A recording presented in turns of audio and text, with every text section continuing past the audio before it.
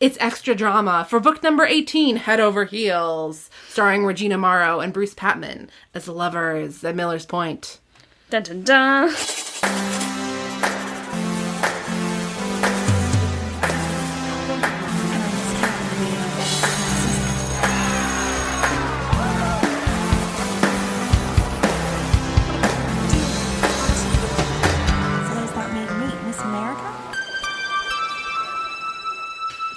Hi, I'm Marissa Flaxbart, your host, and I'm here again with CJ Hoke. Thanks for joining me, CJ. Thanks for having me. I wonder if the listeners think that I'm, like, drunk by the time we get to this episode, because I'm always so, like, punch drunk that I have just, like, a much different energy coming into the bonus episodes. But I like it, and listeners, I hope you like it too. And CJ, I hope you like it, because that's what I'm bringing. I think it's pretty great, so I'm here for it. Let's do this. Thank you. I love a good compliment. So we're talking about Head Over Heels, and in the main episode, you mentioned that you had some predictions for what might happen with Bruce and Regina. I'm very everybody. I'm very worried about Bruce and Regina because the long distance thing. I mean, are they still together at the end? I mean, he's kind of, like, let her go, but, like, they haven't broken up. They're just, like... Or, well, they did break up, but then this apology makes it seem like they're back together. I don't know. Like, yeah, definitely, like, in both of their minds, they are, like, they've done what they can to be together. Yeah. But, like, it's so crazy to think that she's on this international flight that has just taken off from California. Yeah. Like, she's going to be on the plane for, like, 10 hours, and then... it's going to be, like, nighttime in California or something. I don't know. Yeah. I don't know what hour of day it is when she gets on the plane, but it's, like, late afternoon. I don't know. I didn't do all the math. Yeah, I haven't really tracked this, but clearly they're still madly in love, but going to separate corners of the earth, effectively. It seems crazy to think that she has to wait that long to like, tell him, like, I read your letter, and, like, I still love you. And she's going to have to mail it because this is the 80s. Yeah, and then, like... presumably, like, I'm going to pretend like I don't know anything that happens in the future. I'm going to play this prediction game. Okay. She is going to return to California, presumably, if all goes well in Switzerland, with her hearing. Yeah. So it's like, does that make her, like, a totally different person? Yeah, it's a big question of, like, what's her readjustment period going to be like coming back into just the noise of Sweet Valley and, like, learning to, like, live with all of that and, like...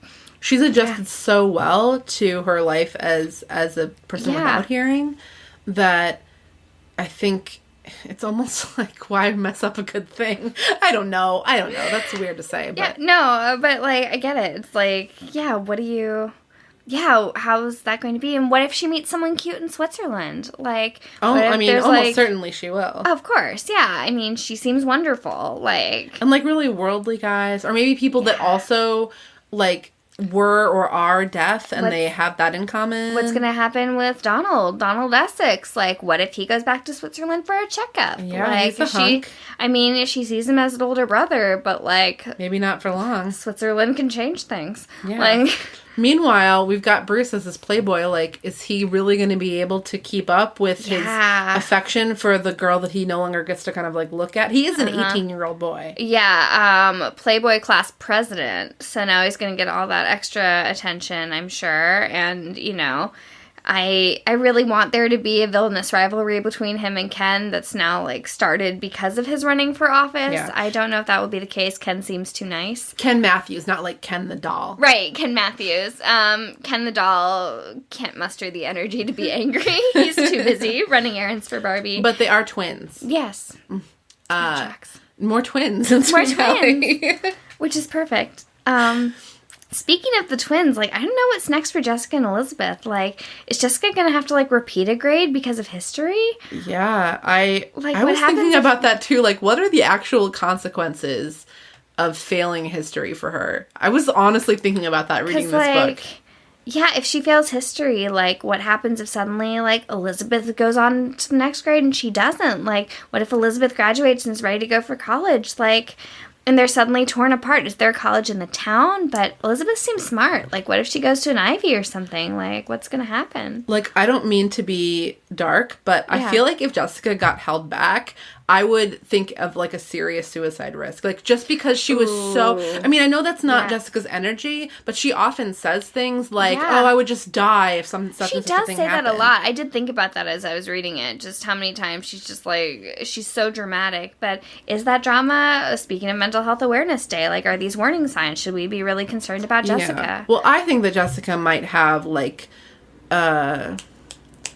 she might be a sociopath. Yeah, I don't want to, like, armchair diagnose her, but she does seem to have, like, periods of, like, I don't know, very intense energy. Or maybe, like, narcissistic personality disorder. I think that's more likely than borderline, just because she is so focused on her own. I mean, she just broke up these two people to, like, get out of writing a term paper. Like, she destroyed 2 lives, effectively, for the pursuit of 15 pages of text. And... Yeah. Damn. I mean, Elizabeth would never do that. I kind of wonder what Elizabeth would think if she found out. Like, it's wrong in so many ways. Yeah. So many. She's cheating. She's betting to cheat. Like, she's gambling, essentially. She's gambling, yeah. She's manipulating people's, like, true love romance. Yeah, because they seem very much in love. Through lying. Because that was not a rumor that was going around. Yeah. Also, I wonder if now that Bruce has changed, will Jessica regret, like, their having broken up before he could, like, become this new wonderful person? Or, like, is she going to try to go after changed Bruce? Like, she could pretend to be changed Jessica. Yeah, and then just tear him down and reveal that he's not so changed after all. Yeah. Yeah. But, that like, feels like a very Jessica thing to do. I could see Jessica, though, just going back to what I said before. Yeah. Like, she's so impulsive, but I think she could be the kind of teenager that makes a really rash decision, like taking a bottle of pills or something, without thinking about the consequences of it. I totally see that. Like, and that's something that has happened in Sweet Valley before, but like... I was gonna say, like, I can imagine it happening here, and it could happen again, you know? It's... Yeah, I feel like there's no emotional support system in place. They don't go to their parents with anything. It's just like everyone's kind of fending for themselves in their own little emotional vortices, you know? And it's the book, and I think this is more a product of it being the 80s than anything, but the book treats it like a necessity. Like, obviously, we don't talk about these things. That's interesting. I don't know if you got that vibe from here. Yeah, is Sweet Valley in California? Yeah, it's in Southern California. That's really funny because I feel like that's such, like, waspy values of just, like, we kind of, like, press this stuff down and, like, at least, like, speaking from, like, my family experience. Well, it's definitely very waspy Southern California. For sure, yeah. And that idea of, like, there isn't that openness about mental health or any of those things. And, it feels very, like... I don't know, Reagan-y, I guess, to be like, no, we're all, like, doing our own thing and very individualistic and stuff and, like, trying to fight through this. Yeah. There's that and yet at the same time, there's, like, this mental health awareness carnival, sort of, or, like, the raising money for the...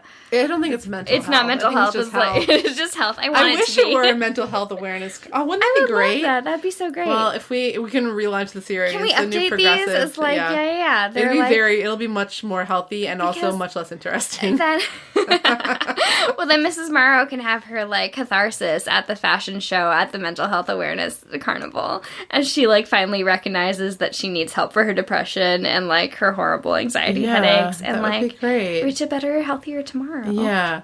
I guess what I mean when I say, it's not like the books outright say, don't talk about your mental illness. No, but there is... When we're thinking about the character's motivations, it's like, well, of course Mrs. Morrow doesn't want to upset Regina. Of course Jessica doesn't want to explain she would die before she would let anybody know what she's really feeling about X, Y, or Z. It's this expectation of...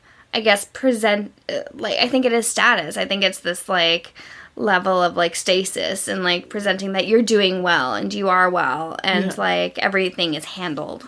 Well, or you mentioned that there's a culture of secrecy. Yes. And even though secrecy can be about a lot of things, I think that one of the, like, last outposts of cultural secrecy is definitely surrounding feelings. Like, real feelings. And feelings are tied up with emotion and tied up with mental health. Yeah. And, like, politeness. I think there's a level of, like, civility or social civility that it's, like, not necessarily polite to be like, this is how I feel. And these are, like, all my, like, horrible emotions, like, or just pouring out. And I think that's definitely happening here, which is weird because it's teenagers and it's like such emotion, such heightened emotion. It's hard to see that repressed. Yeah, and I think it just gets politeness. I mean, politeness is a real thing. I mean, if we all went around dumping our feelings on everybody we met, that would be a hard way to live. Yeah, and I'm not saying that politeness isn't like, obviously we need to like be civil and like have conversations, but there's like a heightened like over politeness that like leads to a stifling. Absolutely. And it gets clouded with the truths that need to be told. Totally. And I mean, purely from a like plot device standpoint, it's very important to the series that continue, because miscommunication drives the stories. Oh, completely. I mean, this whole book is about miscommunication and how it pertains to love. Like, can you love someone that you don't communicate with? Like, can they, even at the end, they still haven't talked. It's like a one-way communication that, like, pushes through their, breakup mire. That's true, but Bruce does say this little bit of wisdom. You can't make a sacrifice until you love someone. I do love that, because it happens earlier in the book, too, right? It's a callback? Oh, I don't remember. A callback to what? I think it's a callback to someone saying something earlier of, like, Bruce could never love anything because he's too selfish or something. I can try and find it. I feel like there's another moment where... That makes sense, because Elizabeth, when this wisdom comes out, it's when Elizabeth is saying to Bruce, I couldn't imagine you making this sacrifice. Okay, so in chapter 6... Mm-hmm. I actually highlighted this part, too. It's something that Regina is thinking to herself. Mm. She's thinking, nothing can make me leave Sweet Valley and Bruce. Not even Dr. Friedrich and his promise of a miracle. And she thinks that she's going to forego the treatment because that's what loving someone means, Regina told herself. It means if you have to, you're willing to make a sacrifice for someone you really care about, like Bruce. That's it. And then he unknowingly reflects her words and her sentiment, which, makes you think, oh, maybe they should be together. They both understand what love is as much as they can for, like, being, teenagers in Sweet Valley. Yeah, it's pretty special. It is. It's really lovely.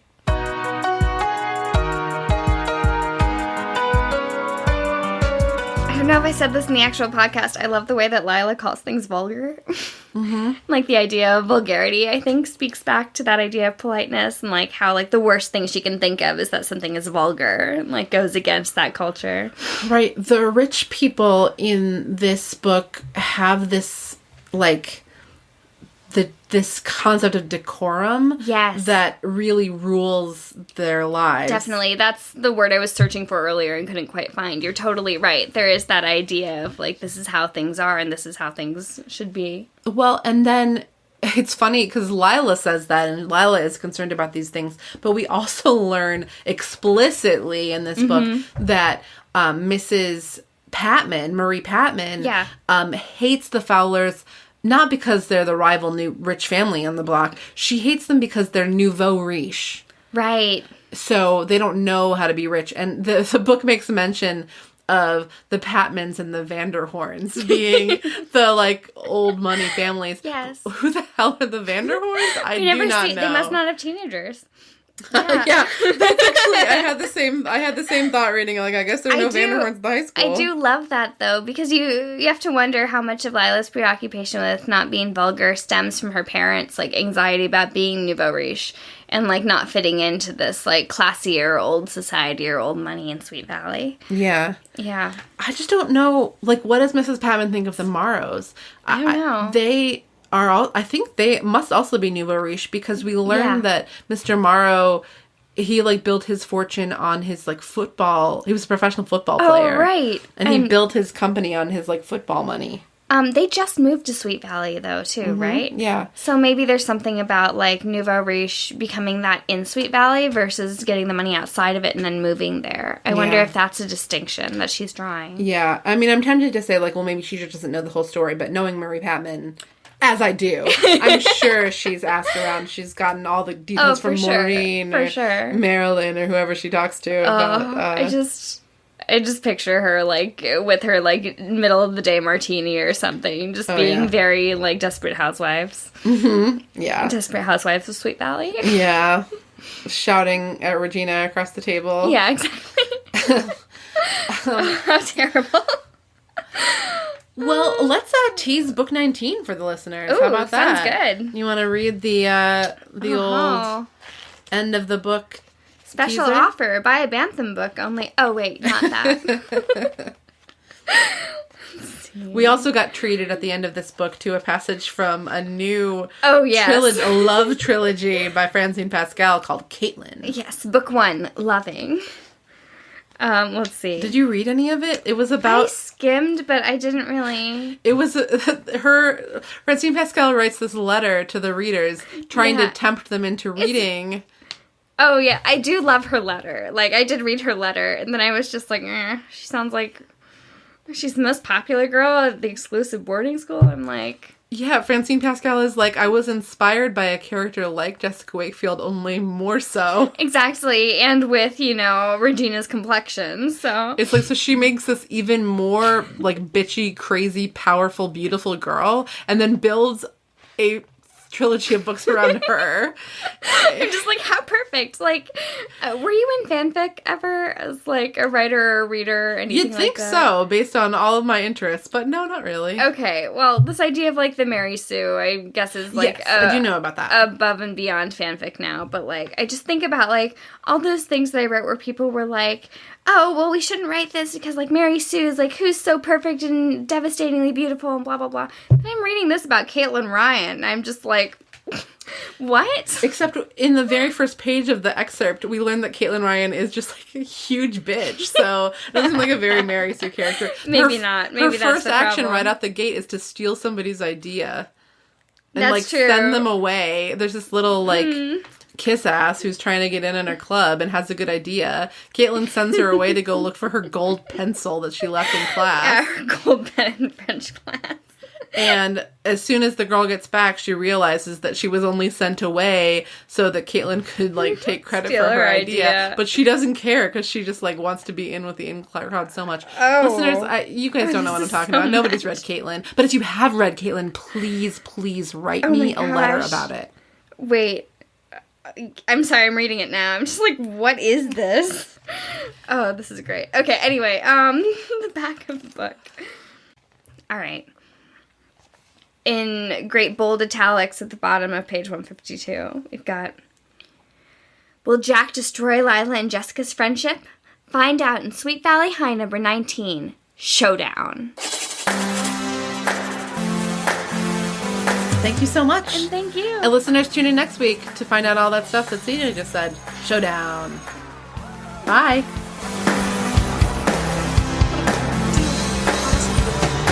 So does that make me Miss America? I want to read it. I mean, I didn't realize this would end on a cliffhanger. I thought this was it is a self-contained narrative, but I was like, oh man, Jack and Lila, like, I'm here for that. Yes. Well, you work in soaps, you know. It's important It is. You gotta end on a good tag, and this is a really strong tag. It's like, Yeah. dun dun dun. Dun, dun, dun.